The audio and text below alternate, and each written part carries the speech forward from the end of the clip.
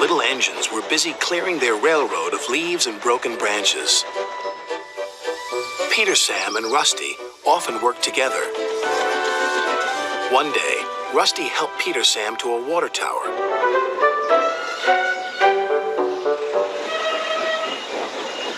Peter Sam felt much better after his long drink, but the freight cars were bored. Let's break away.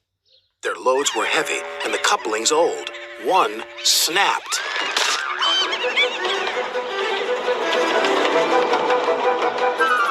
Faster, faster, shouted the freight cars. A sign read slow, steep bends and ravine ahead, but the silly cars never saw it. Then, it was too late.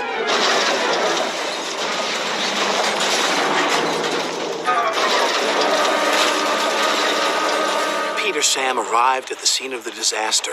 His driver sighed. This was our fault. We didn't secure them properly.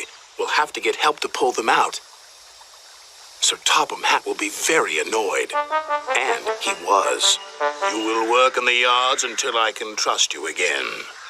Duncan was delighted with Peter Sam's dilemma. Fancy not securing your freight cars on a hill. They'll come back to spook you and your special funnel. Woo! And who's to say you're not afraid of ghosts? Snapped Rusty. Ghosts? Things that go bump in the night? Rubbish! Well, I'll tell you a story that will make your funnel quiver, Rusty said. A long time ago, a little engine was returning home. It was a misty, moonlit night. Suddenly, the engine lost control and plunged over the side into the swamps below.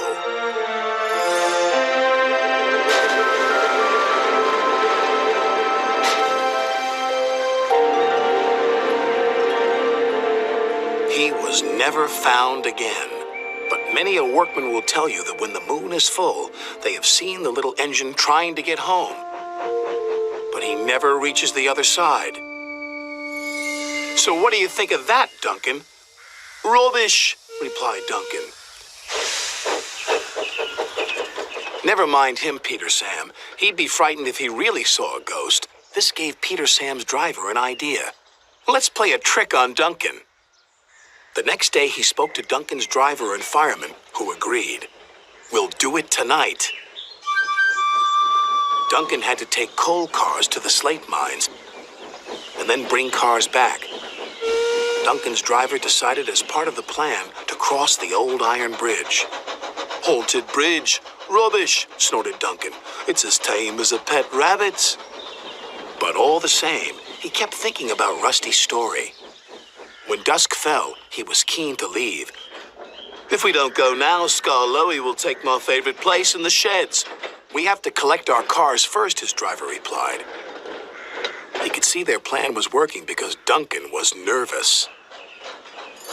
When night fell, they set off. The mists were rising around the old iron bridge.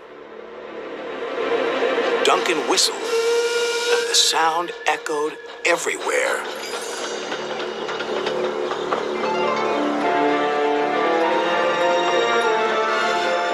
Then, ahead, he saw flickering lights.